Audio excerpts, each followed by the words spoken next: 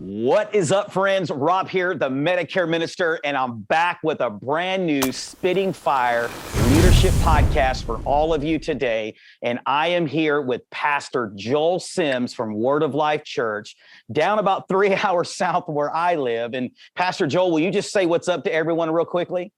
Hey, everyone. So honored to be here. Hope I can spit some fire. We'll see what comes out. But I know we're going to have a lot of fun. Yeah, absolutely. Well, Pastor, I'm so glad that you're on with us today. And before we get started, I just want to remind you why we do this, because I believe there's a divine creator that created all of you on purpose to live on purpose. And what better day than to start living on purpose than today? And so I know that Pastor Joel is going to bring some incredible value. But as always, please comment, like, subscribe, turn the notification button on below so that way you're alerted every time we drop fresh content like this. So Pastor Joel, once again, thank you for being on the podcast. And I always like to start off this way, is for our guests to give us maybe a 30,000 foot view of their lives, maybe a little bit of the background, some of the transition time up into what you're doing today.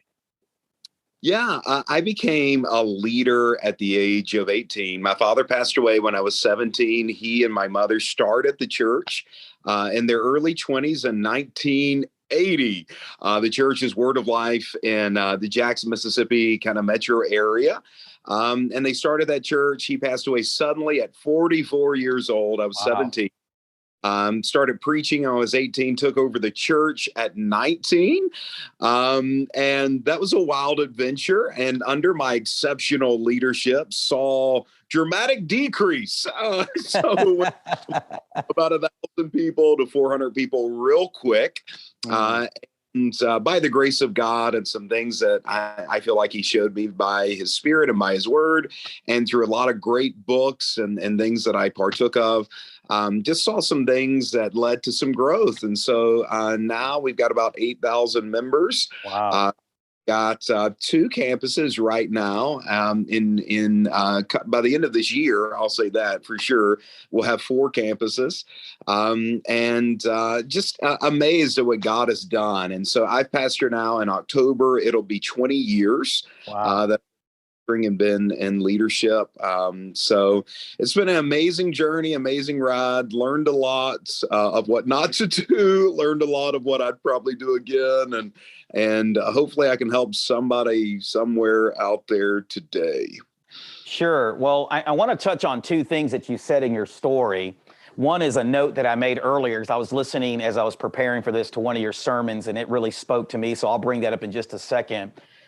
But you know, my wife and I have experienced tragedy. We lost a son years ago. And maybe there's somebody watching, an entrepreneur, primarily in the insurance space. A lot of people watch in the channel, but just entrepreneurs in general. Can you just speak to someone who may be dealing with some tragedy or some pain? And maybe they're asking the question, why did God allow this to happen to me? But also, how can they repurpose that to start living on mission for God as well?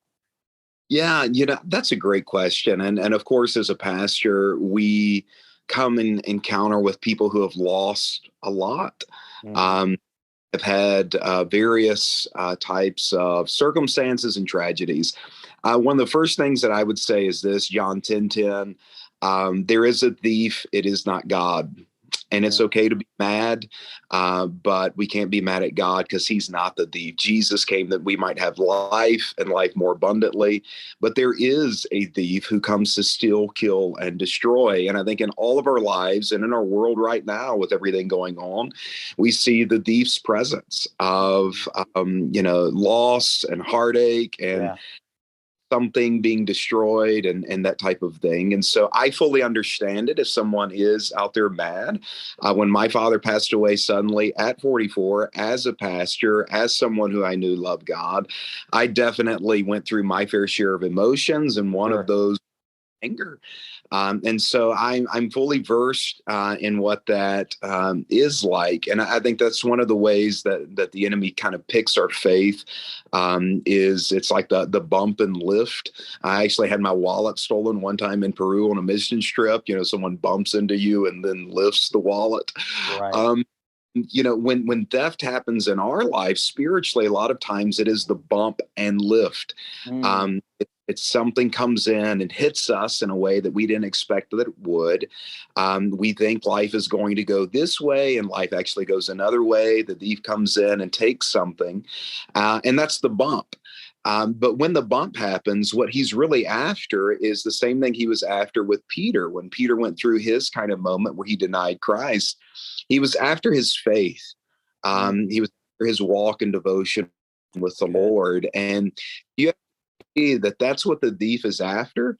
And so if he took one thing, don't let him take that.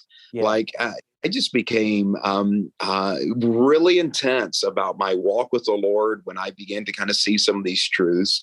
And out of that, I've made a decision to live and honor the memory of my father, to go through my own version of counseling with leaders and pastors and counselors who can help me overcome that grief.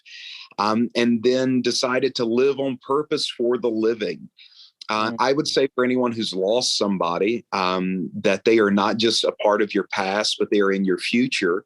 And that is, we as Christians don't have to sorrow like the world with those who have no hope. We believe that not only are they part of our future, but we've got a lot more time with them in our future than we had with them in our past. Yeah. And so that I want to honor that. I believe we're surrounded, as Hebrews chapter 12, verse 1 tells us, with a great cloud of witnesses. Sure. I believe they can see us running our race. And out of that, I want to live and honor the lives of those who've come before me and build upon that foundation. And so I think that that's part of the process, is you have to let go of the past and reach forward to the future. So name the death. Name what is lost. Moses, my servant, is dead. It's not coming back. It's okay to name the death. So come to a place of finality with that. That could be involved therapy or a pastor or something like that, where you have a foundation. And the purpose of foundation is that you can build upon. Yeah. And that's where in the death, I look forward to the resurrection. I look forward to the life that is to come, not just with the person who passed away or the circumstance that passed away, but where God is taking my life next, and building off of that foundation that has been laid. Oh, that's so good. And I totally agree. I love what you said about, I like to say it this way, that I wake up every day fully loved and fully accepted by the Father, and that all of heaven is cheering me on.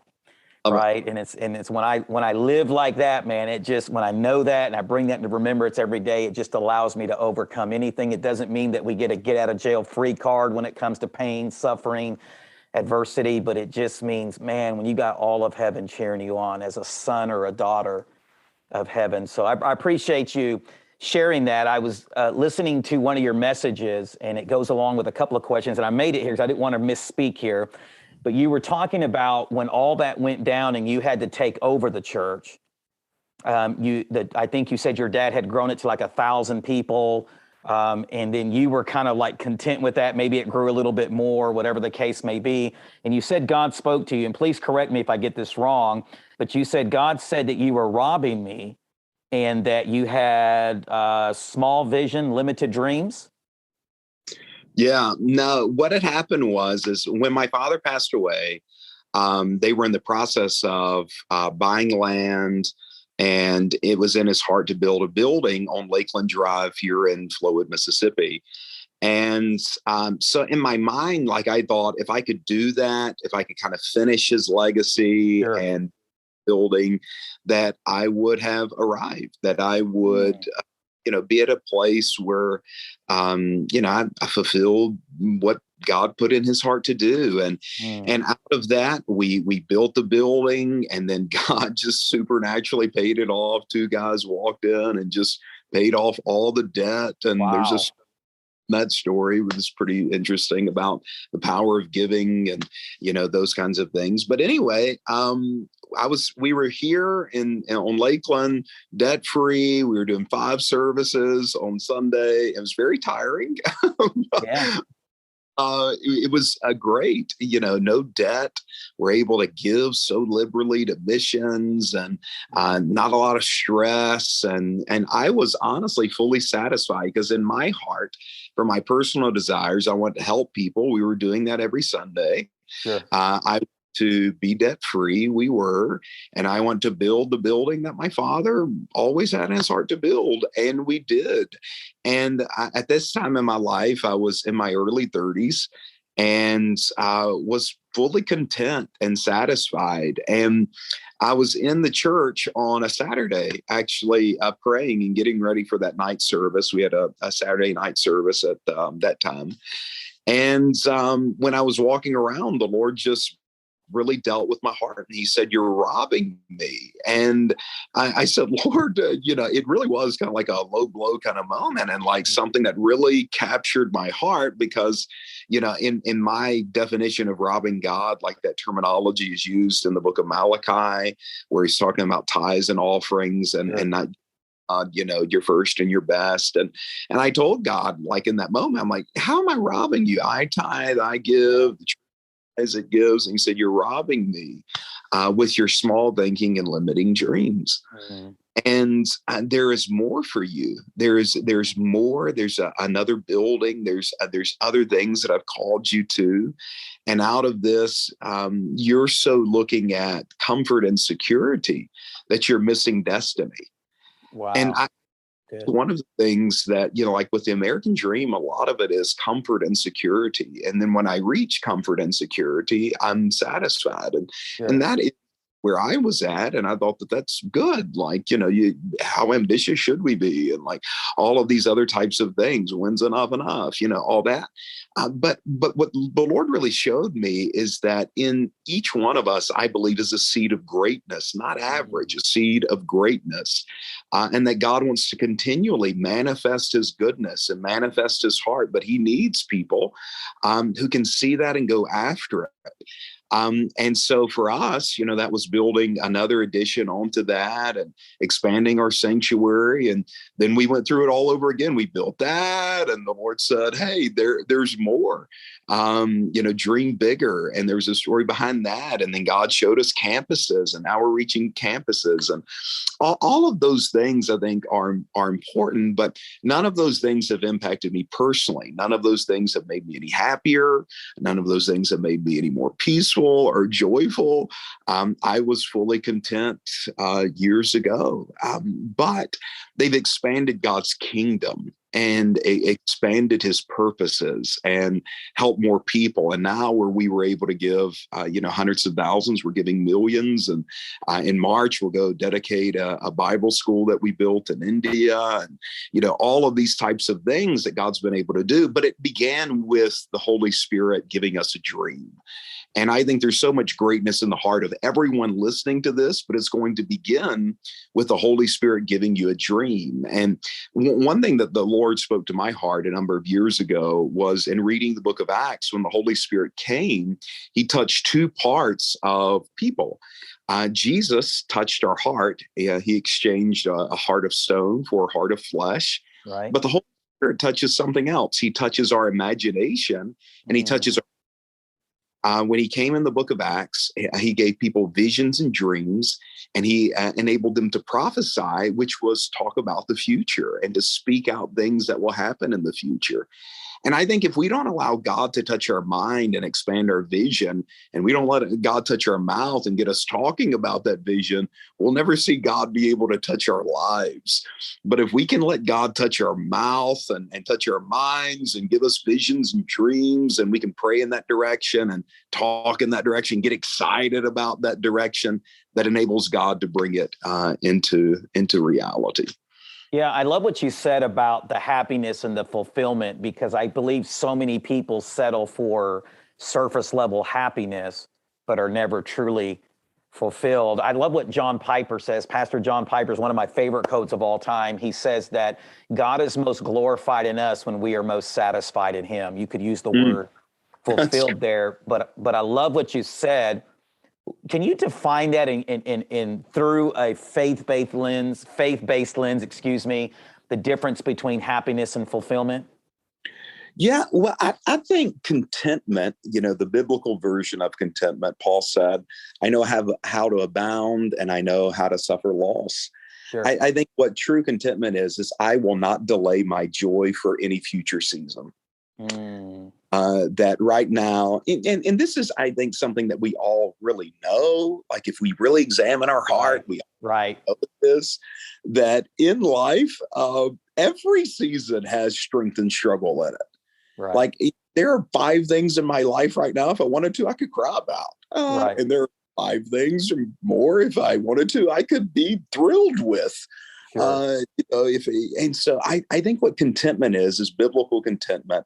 It's like I'm not going to delay my joy for a future season. I'm not going to Mm, say, well, I'll be happy when I get married, or I'll be happy when we have children, or I'll be happy when sure. I make a blank amount of money. That right now I'll have contentment and joy. And then Right. with fulfillment, I think that that's a little different than contentment. Contentment is I'm not going to delay my joy. I'm just going to determine to have joy and peace and to major on the strengths of life. But Sure. fulfillment, I think, is a little bit different. I think in Ecclesiastes, it kind of hits at this, is that eternity is hidden in our hearts. Mm, And I think our hearts know what the true future is, that one day we'll stand before the judgment seat of Christ and give an account for our life. And at that time, we'll have to answer for, did I run my race? Did I mm, finish my course? And I think Jesus said it best on the cross: "It is finished." yes. Uh, I am finished. It is finished. And that it was training 12 disciples, working all those miracles, dying on the cross, leaving nothing on the table. And when it was finished, he left. Sure. And for us, there's an it. And it's books to read, or orphanages to plant, or books to write, or art to paint, or someone to witness to, or Sure. something to establish. And I think that is fulfillment. And that when I am not pursuing that it or making progress in that, I think there's something in our heart that just is longing for us to push Sure. because it senses God's pull. Yeah. No, I agree. And I was thinking as you were talking that a lot of times I call it settling for lesser loves. You know what I mean? We settle for that happiness and those lesser loves when it's in our DNA to be wired. We're wired in such a way that ultimate fulfillment comes when we're living on purpose in such a way that's making a difference in the life of other people for Yeah. the glory of Yes. God. So I love that. Let me ask you this too, because I want to go back to when, the season of transition for you taking over, because that just seems like there's people out here watching that maybe, and let's take the faith-based element out of it for a minute. Maybe their dad or mom owns the agency or whatever business they may be in, and they're wanting them to take over the business. How did you know that you were called to be a pastor? Was there a wrestle there that you go, well, now it's up to me to lead this thing? Or did you know you were called to be that? It's very interesting for me. All the way up to about 17, I was very lukewarm in my walk with Christ. Mm, Kind of living in the Old Testament. You had the outer court, the inner court, the right. holy. The outer court anyone could go into. The Sure. Holy of Holies and inner court, only the priest who made a decision to press in could go into. It was very much outer court and maybe like out of the outer court Right. Right. Christianity. Very surface, very routine. I did love the Lord, but I really wasn't pressing in. So in that Mm, season of life, I did not want to pastor. And there was no mm, part of me that wanted to be in ministry. My uncle was a pastor. My father was a pastor. I did not see that as my future. I didn't want that. I saw Robin Leach, Lifestyle of the Rich and Famous, and I'm like, I want that. I don't know exactly right. how I'll get there, Right. Right. but rich and famous sounds okay to me. And it's Right. so funny how we think, but that's genuinely what I thought. I'll start a business. And there was a guy I was working for who he was an entrepreneur, had multiple businesses. And I thought I wanted to be him. And so I got around him as much as possible, went to work for him. And one night I was laying in bed, and it wasn't like a big spiritual moment or like something that just like shook the room. Right. But just laying there, and it's like, you know what? I want to live for God. And I got down off the side of my bed, knelt on my knees, and just said, God, I want to surrender to you. And I went to the guy I worked for, and I said, look, I want to close down anything I can close down, so I can tell my friends, like, I can't go to whatever because I'm working.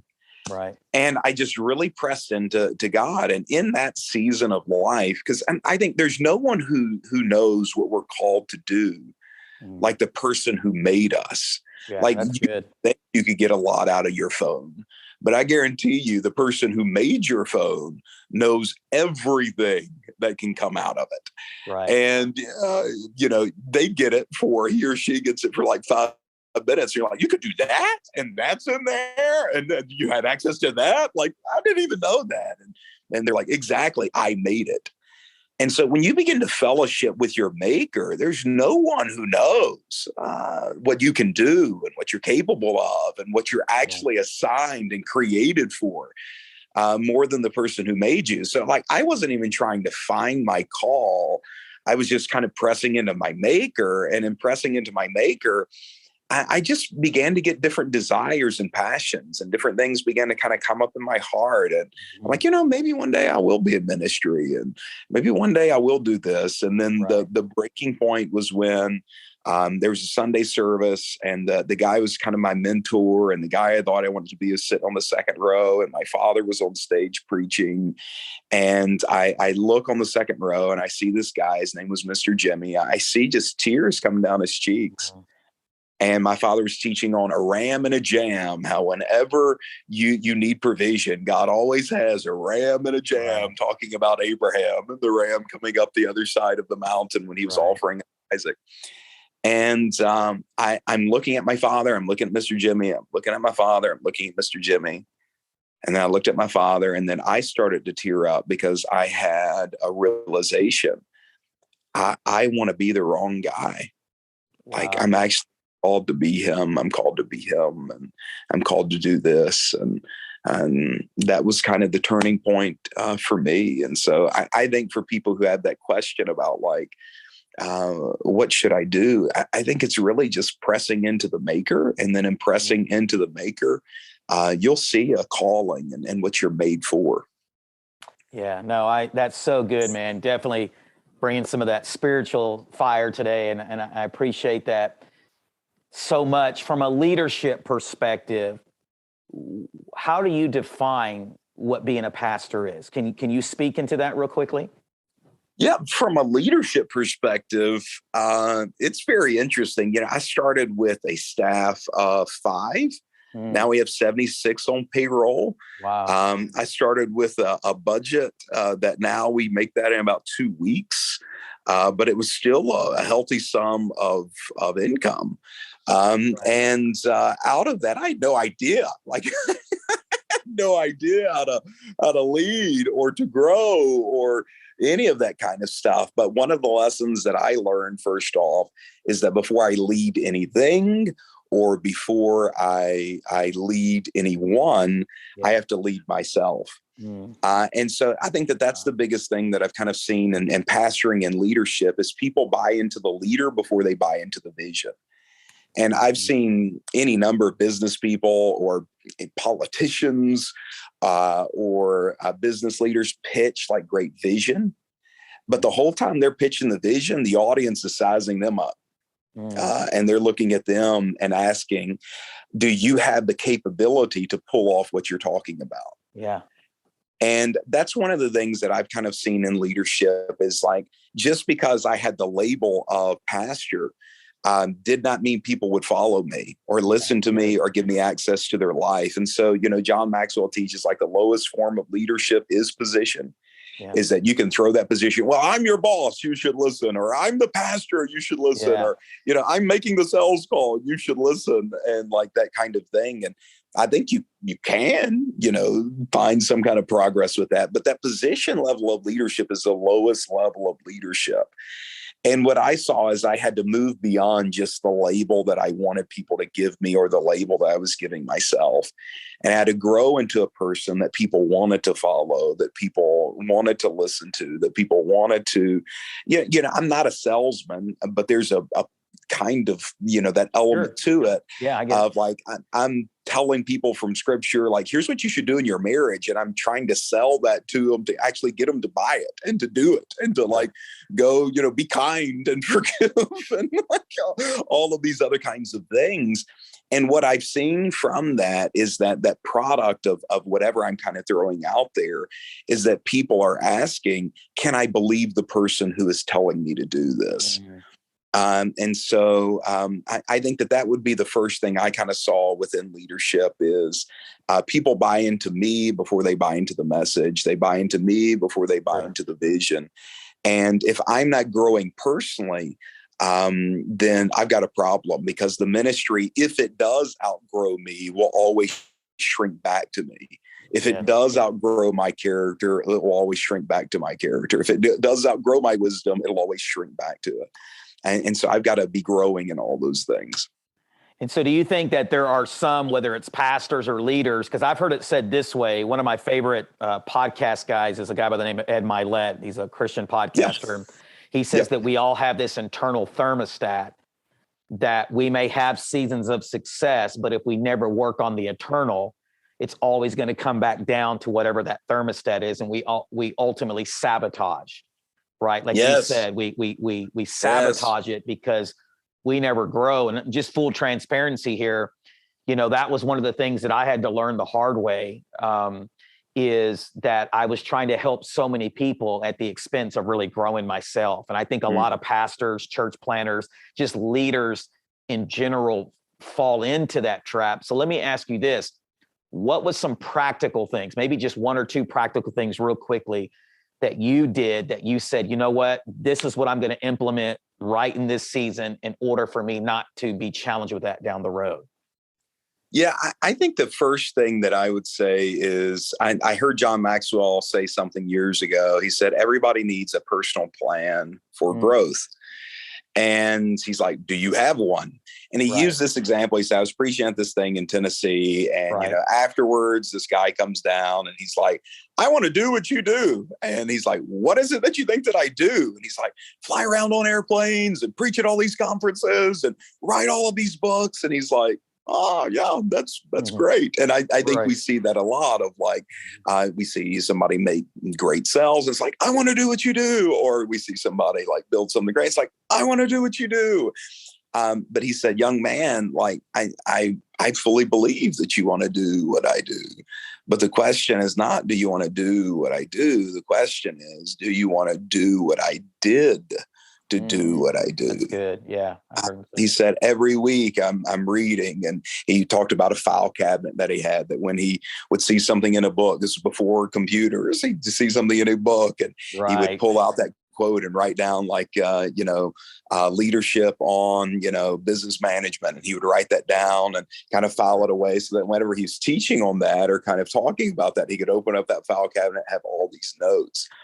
And so out of that, he began to just talk about his personal plan for growth and how that plan got him there. And so for me, that was a big thing, is like all the books that my father read. I'm having this moment where I'm crying one day and I'm like, I'm failing at what my father did, and like, feeling awful about myself. And I'm sitting in his chair and his books and his library was behind me. And I'm looking at like all of these things, and I know he's read them all because he's got all this writing in the books. And I saw very clearly, I am trying to do what he does without doing what he did to do what he did. Yeah. And so I made a decision then of like, I got rid of my internet, got rid of my computer, got rid of my television, got rid of my PlayStation, got rid of all those things, literally threw them all away. Should have given them away, wasn't thinking, but gave them all away. And I made a decision within a year, I'm going to read every one of those books that he read in 20. And so I think that that's one of the things that we have to do is that, like, if you want to build a great life, you got to count the cost, you got to pay the price. Yeah, that's good. And so that was the first thing that I looked at. And then the second thing would be the character piece of, like, you've got to maintain your character. You know, we had a guest speaker in Wednesday night. He's talking about Naaman, like this guy of power and this guy of strength. And, you know, when everybody sees him, they see him with his armor and, you know, they see, you know, all the victories and the battles. But one day he came home, and when he took that armor off, he must have seen a spot, and it was a spot of leprosy. And leprosy in the scriptures, a type and shadow of sin. Sure. And of course, no one else can see it when all of his armor is on, and no one else knows what he's dealing with when all of his armor is on. And so at that point, he's got to make a decision to do something. I can keep acting like nothing's going on under the surface. I can keep going into work, going behind the pulpit, going in the office and be like, I'm okay, and lead and, you know, make it happen and, yeah, you know, slay the day and like all of these other types of things. But I've got to be honest with myself and honest with someone else, which was Naaman's path to freedom, which is why he was so mad. Is the Lord told him, like, if you want to be free, go get in the river. And to get in the river, he'd have to take all that armor off, which means everybody would see what he was really wrestling with. And he didn't want to do that. Yeah. Because we don't want to be transparent and we don't want to be open and we don't want to and I think if we're going to last in leadership, not only do we have to grow our ability and talent and gift, but we have to grow our character. Sure. And if we don't, that spot will always grow. Sure. Yeah, and I want to just stay there for a second. It's just kind of a spontaneous thing that popped into my head as I was thinking about, what if somebody's watching today in whatever arena, faith-based, non-faith-based, spiritual ministry, secular ministry, or job arena, you know, because my story is very messy and you know, I'm embarrassed to say this, but I've had some great failures in my life. Sure. Right? And what would you say right now in this moment as God leads you just to speak into someone's life? How can they deal with the mess of yesterday so they can get back on mission today? What would you say to that? I think that's so relevant. Like, I had this young guy that I was kind of mentoring who, man, God just moved in his life in a big way and all these types of things. And long story short, he drifted. And I couldn't get in contact with them and, you know, all those types of things. And I knew just kind of in my heart, like, this is not okay. And finally I got in touch with him. I'm like, come have lunch with me. Sure. Like, come have lunch with me. And we went to a restaurant in Jackson, and he's sitting down. It's a young guy, you know, a collegiate scholarship for sport and incredibly athletic, this handsome young man, like larger than life type personality. And he's sitting across the table from me, and he just starts weeping. And he says over and over again, I've been so bad. Like, Pastor Joel, I've been so bad. And I don't know why, I don't know how, but I've been so bad. And he had hurt himself. He had hurt people. He had, you know, hurt all of these expectations that people had of himself. And I'm just kind of sitting there watching this, and people are looking around because, like, to see this strong guy, like this young man, you know, come out of his armor, and you see this weakness and you see the spot has broken through. And like, you're seeing, like, leprosy means like your body starts to fall apart, and he's falling apart here at a restaurant, trying to keep it all underneath the armor. Sure. And man, just so clearly in my heart, I just had this picture of him. He had just gotten hurt. He was a pitcher in baseball, collegiate pitcher, wanting to go pro. Sure. He had just gotten hurt with his shoulder. Right. And I asked him when he was, you know, talking about this. I said, stop. I said, you know, you just injured your arm. I'm like, are you trying to pitch? Right. And he said, no. And I said, well, why? He said, well, because if I did, it'd get worse. I'm like, yeah, it would get worse if you kept trying to pitch. Sure. But I said, if people watched you pitch hurt, what would they call you? Right. And he said, I don't know. I'm like, would they call you bad? Yeah. And he's like, yeah. I'm like, would your performance be bad? would your coaches think, man, he's throwing the ball bad? Yeah. He's like, yeah. I'm like, but you're not bad, right? You're actually good enough that you Right. got a scholarship, that like people are scouting you for Right. Major League Baseball. So you're not a bad pitcher, right? He's like, no. I'm like, what are you? Hurt. Right. And I just really felt inspired to tell them, like, why are you calling bad what God has called hurt? That's good. And when you see bad in somebody, or you see, like this past week, I got an update from somebody who had something happen, and it just hurt their ministry and hurt their family and all those types of things. And you've got all these people on the internet, all these people, and like calling them bad, and but when God sees something that the world calls bad, he is often seeing it as hurt. And I think that's the biggest thing, is bad if I see myself through the lens of bad, it will always lead to shame, which will always lead to an Adam experience where I'm hiding from God, Right. hiding from others, Yeah. walking away from my destiny and calling. But if I see myself as hurt, what I need then is a healer. Right. And when I am healed, I stop being bad, and I can go and be the pitcher, the leader, the husband, the salesman, the father that God has called me to be. Yeah. But I have to see it for what it is. If I just see it as I've been bad, then I think that that's just what it is. But if I see if I'm hurt, you approach hurt and bad two different ways. Yeah. And a lot of times when people are bad, we try to give them coaching. It's like, they don't need coaching; they need healing. Right. And out of that, I would say, if you've been bad, it's okay. You need healing. There's a process for that you can go through. And then when you're healed, the pain of the past will go, and you'll have the ability to produce good. And so don't give up on yourself. There's hope in life. There's hope in family. There's hope in counseling. There's hope in my perspective, in my world, Jesus. Yeah. I believe that can take people forward. No, I think that right there is, look, if you're watching this today, you need to go back and rewind and go back about the last 4 to 5 minutes. I think that is just some spiritual fire right there. Even if you're not a faith-based person, maybe the reason you're not having the breakthrough you need to have professionally, personally, is because you're trying to rely on self-confidence alone, and you're not really getting to the root and allowing your maker to truly heal what is broken, what is damaged. So Pastor Joel, I totally agree. And man, that right there is worth the price of admission. Please go back and watch that over and over and over until it sinks in. All right. 3 more questions, then we'll wrap up. Let's do it.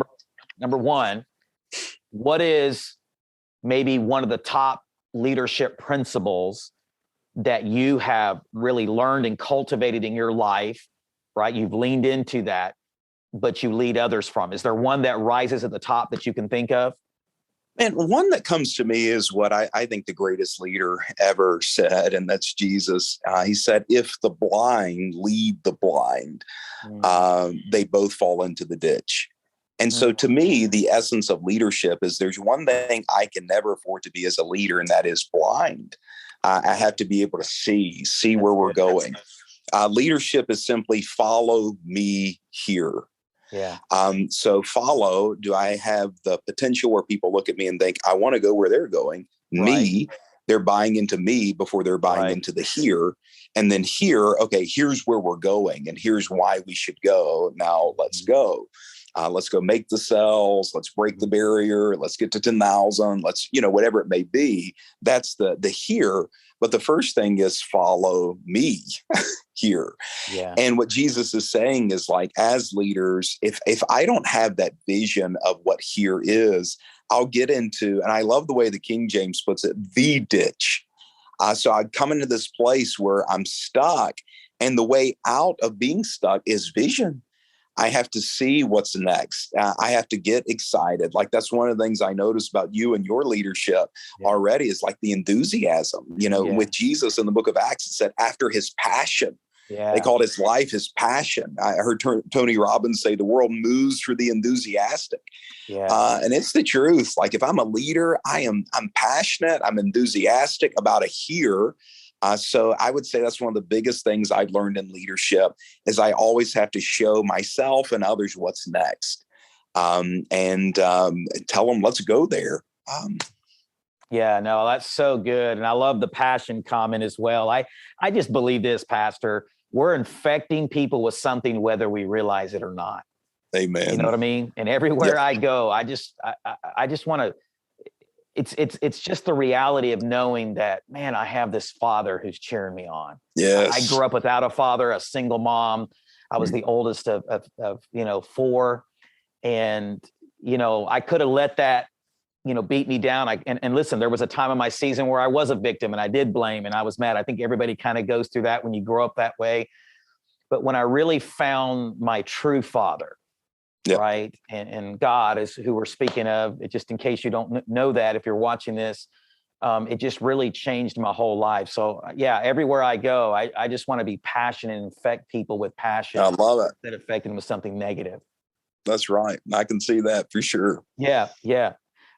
So I always ask this question to everyone that comes on the podcast is, if there was one word you could use to describe yourself, what would that one word be? Oh man. On my best days. Yeah, take a sum total and find that one word. Yeah. I would pray it would be led. Led. Okay. So let me ask you this. How has being led, okay, the word led, how has that contributed to the success that you've had? And I'm using that word success loosely, but I think you know what I'm saying. How has it led to you being the person you are today and having the growth and the success in ministry, if you will? Yeah, for me, I think it's being led by Jesus and led by his spirit. And then opening up my heart to be led by leaders, be led by elders, be led by people who are 1 to 2 generations ahead of me.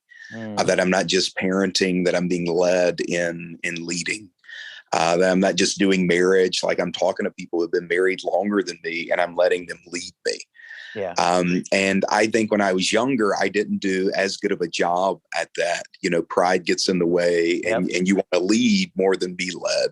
Right. And especially the more I kind of go in this, it's like, I want to be led by God. I want to be led by others. I don't want to be wise in my own eyes. Like, I want to be led and know when to forgive and know when to repent because something is leading me in that direction. And so I would pray that would be one of the words that people would use to describe me, is just, he's led. Sure. No, and listen, this is going to prove that I'm a former pastor and I'm a minister and a preacher. So I got one more thing. That's kind of one of those, I'm closing, but you got to do another close. We're all guilty of that. But real quickly, do you think, and this just came to me, do you think the church, the universal church, the big C church, do you think it needs to do a better job? And I don't mean that in a negative way towards the church, but do you think we got to get better at teaching leadership as a whole? Yes. Yeah. Yes. I think, if I'm older, I've got to learn to listen to the sons of Issachar who know the signs of the times. Sure. If I'm younger, I've got to learn how to be led by those who have gone ahead of me. Like, I can't make the same mistake as Solomon's son and not listen to the wise counsel of the people who have lived ahead of me. And I think that means in both aspects, we're teaching and we're learning. We're teaching and we're learning, that I have a Paul in my life who's teaching me and a Timothy in my life that I'm teaching.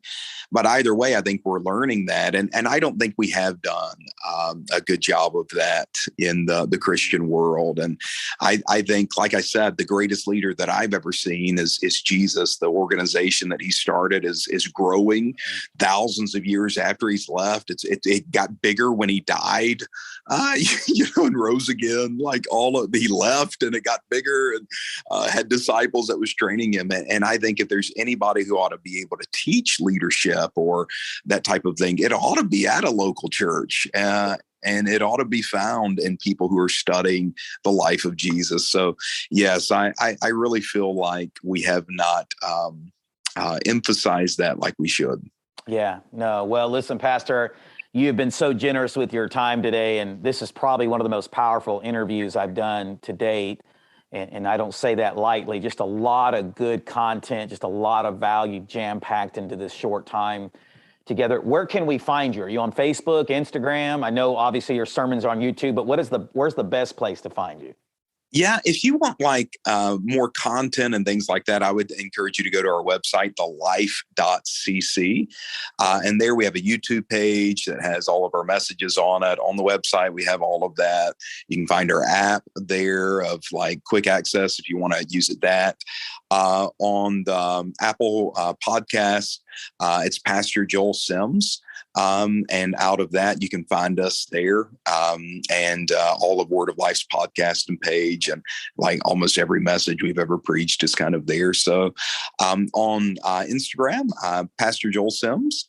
I'm on there, and then I'm on Facebook, but it's a page that's created for me. And so I think if you go to our church's website, you can go there and look at that, and it kind of mirrors what's on Instagram. Sure. That kind of. Well, no, thank you once again for coming on and spending a little time with us this afternoon. And listen, if you're watching this, I just want to look in the camera today and just say this, and I want you to come in real close here. And I want you to hear this, that you have a creator that has created you with a purpose, right? And he desires so badly that you live on purpose. And I pray that you don't let anyone talk you out of the dreams and the vision that he has for your life. And I pray that something that Pastor Joel today puts fresh wind in your sails, that gives you that whatever's needed for you to go one more day and to not quit and not give up. But let me just say this, and I say this very boldly as we finish today. Your life will never make sense until this relationship vertically is healthy, right? And it's out of that everything else will flow from. And so I just want to thank you guys for tuning in today. As always, please comment, like, subscribe below. Share this with someone who needs to hear this today. And as always, God bless you guys. Make it an awesome day. And we'll talk to you guys soon.